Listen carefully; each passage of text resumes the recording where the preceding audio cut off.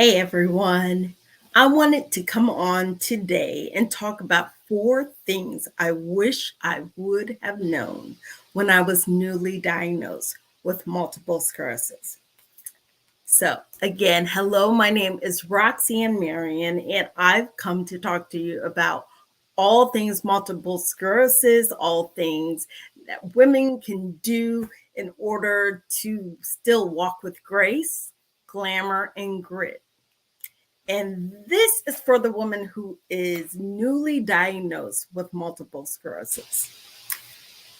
When, since I've had it for 23 years, when I look back in hindsight, I wish I would have known four things. And that would be four people who I could reach out to who would help me all along my path. Even if I'd moved to other cities or if I was somewhere else, they would still, what they could have brought to the table would have still helped me. The first person I wish I would have reached out to was my primary care physician. You might say, why in the world would you reach out to them? You already have a neurologist. But my primary care physician knows everything about me, right? You go to a primary care physician when you're sick, when you have the flu, when you have a cold, when you're in pain. Most likely, you went to your primary care physician when you started feeling some symptoms of something, and they probably referred you to a neurologist. But your primary care physician is going to know what to do for you if things start coming up with you and will combat the multiple sclerosis or be bad for the MS, meaning that you're going to have a harder time with it. So you need to be able to talk to your primary care physician about all things, and then they will note how it will affect the MS, therefore, how you will be affected. Because the catalyst here, or the person in the middle, the I want to say a word that I can't think of. I think I want to say new, doesn't matter. The person in the center is you. Things going on with you is going around you, and then the MS has come into that. They need to know. They need to know how your MS is going to be affected by other things going on with you.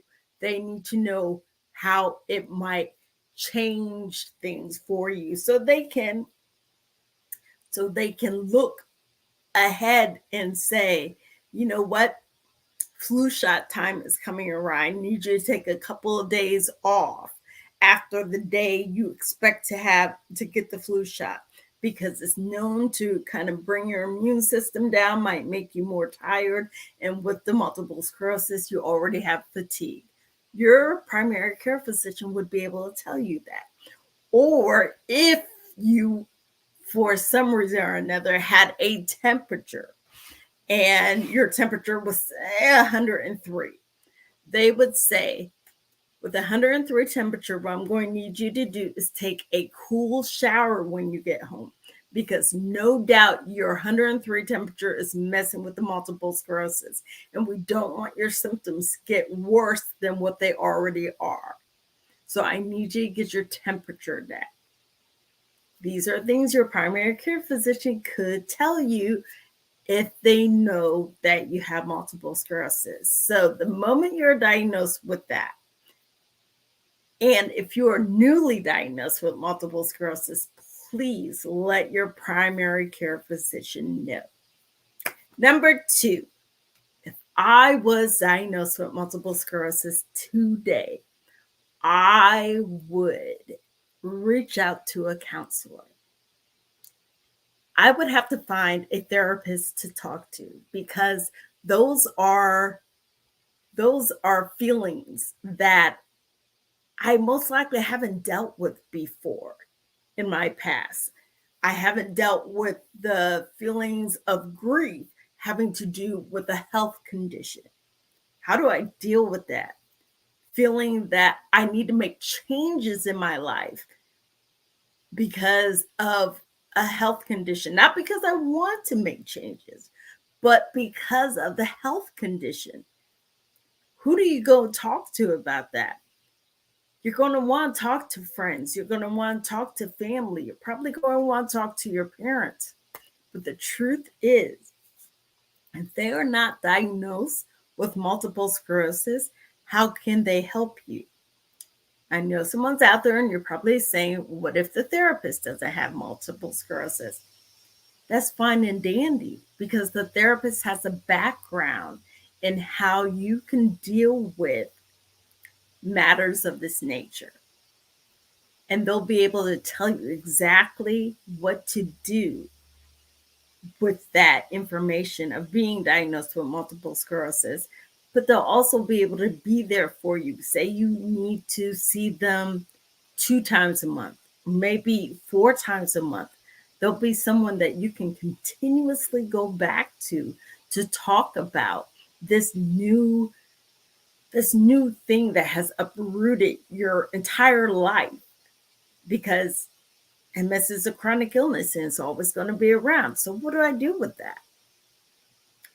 Please reach out to a therapist, someone that you can talk to. If you have, and I'm sure you have friends and family and people all around you, they probably are there for you to talk to. But the difference between a therapist and having family to talk to is you can tell a therapist things that you don't have to worry about the judgment. You don't have to wonder if they're going to tell anyone else. I know all of us have that best friend who were like, they would never say anything. We're human. We're human. They might slip. They can make a mistake. They might ask someone's help in figuring out what to do for you.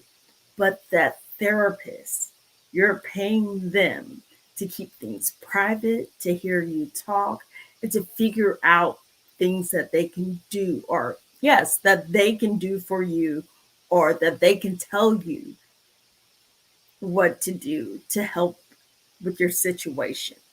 So definitely, first thing, primary care physician. Second thing would be a therapist. Third thing would be a nutritionist. Now, some of you are probably like, okay, nutritionist, why? Because there are foods that we all indulge in, and we're probably like, I would never remove that food from my diet. I am one of those people. Um, Probably about a couple months ago, 3 months ago, maybe, the doctor told me that I can no longer have pizza because I have Barrett's esophagus. And he didn't just say pizza. He said acidic foods. He said things like tomatoes, oranges. And I raised my hand and I said, okay, so does that mean pizza? I can't have pizza? And he laughed. He said, yes, pizza would be one of those foods. And he went on with the list: grapes, pineapples, and, all these acidic foods. Hand up again. So can I have pizza once a month?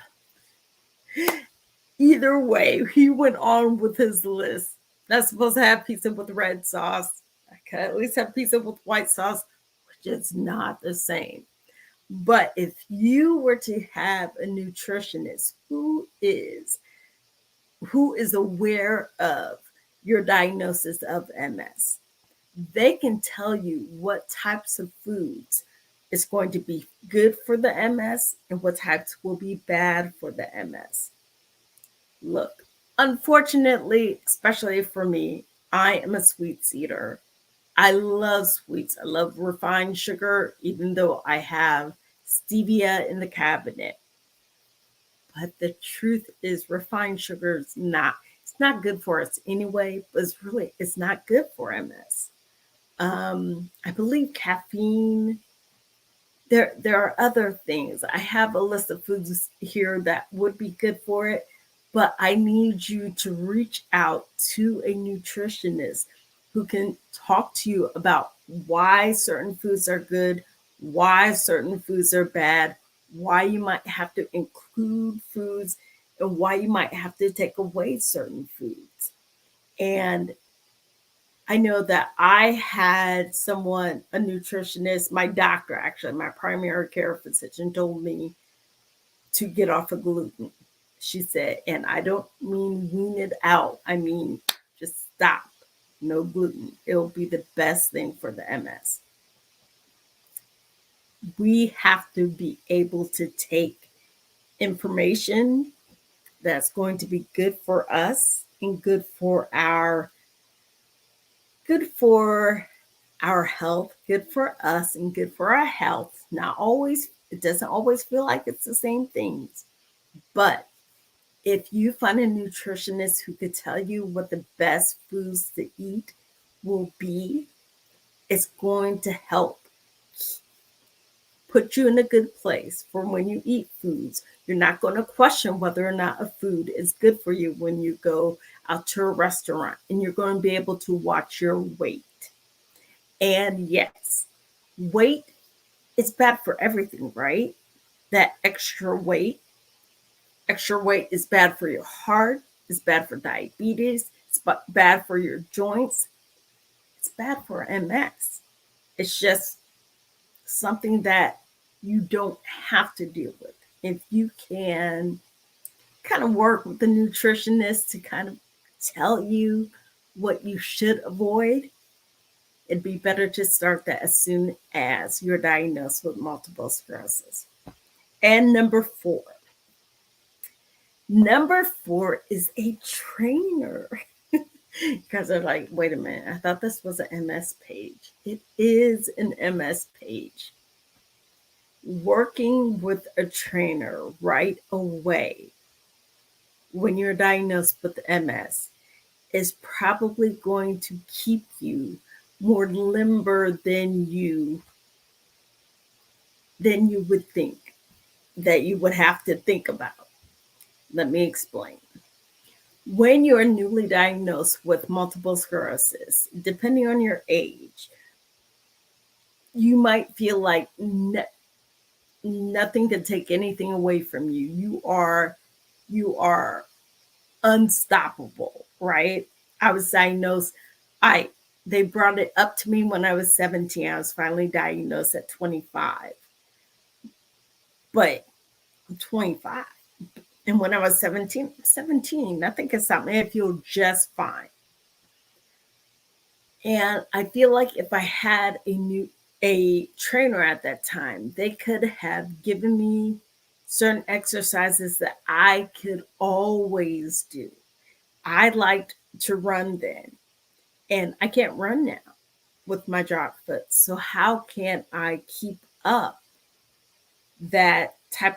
that level of exercise, that level of aerobic or cardio in me where it's, really working my heart? I had to figure all that out for myself. Unless I unless I'd gone to gym and told the trainer that I had MS. I went to the gym, didn't tell the trainer that I had multiple sclerosis, and he worked me out like I was anybody else. And I could not walk the next day. Now, that might have happened anyway, whether I had MS or not, but I'll never know. Maybe if I had been with a trainer, they would have told a trainer prior to him, a trainer once I was diagnosed with MS, they would have been able to tell me the types of exercises that I really need to make sure that I keep up with. I would have been introduced to yoga and Pilates a long time ago. Whereas now, I'm, I know Pilates and I know yoga's, enough to get away with some things.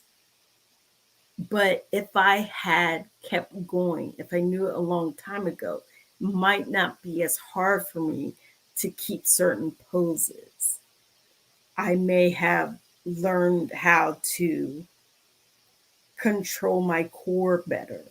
So I'm not as wiggly and falling down as much from my pose, not falling down from standing up.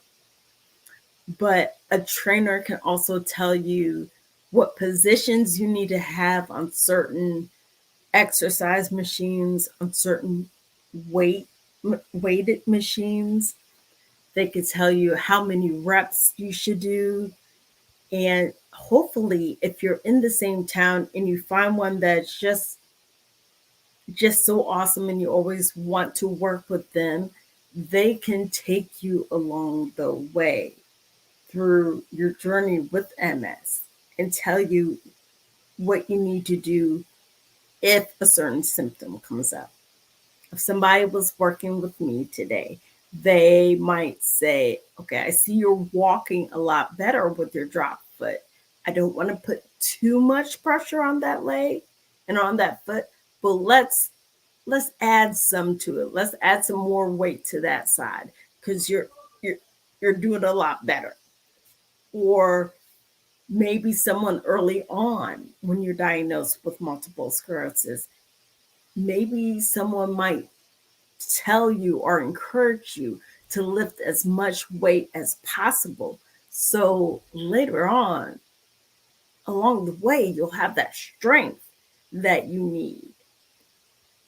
It could be anything, but as long as you have that type of person in your life, the trainer at this time is what we're talking about, they can bring in whatever amount of knowledge they have, and they can do the studying on MS and working out or MS and nutrition, and they can let you know.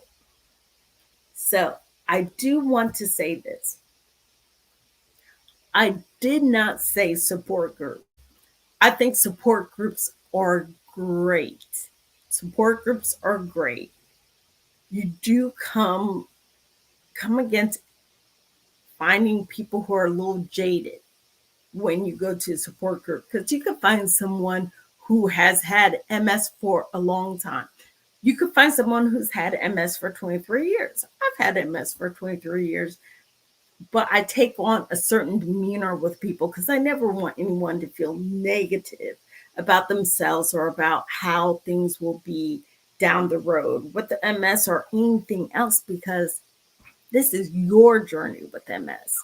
So as long as you have a thick skin and you're not going to yield to all those people who have, oh, well, with MS, you're never going to find a boyfriend, or, oh, with MS, nobody's ever going to want to marry you. Oh, with the MS, you're never going to be able to do this again.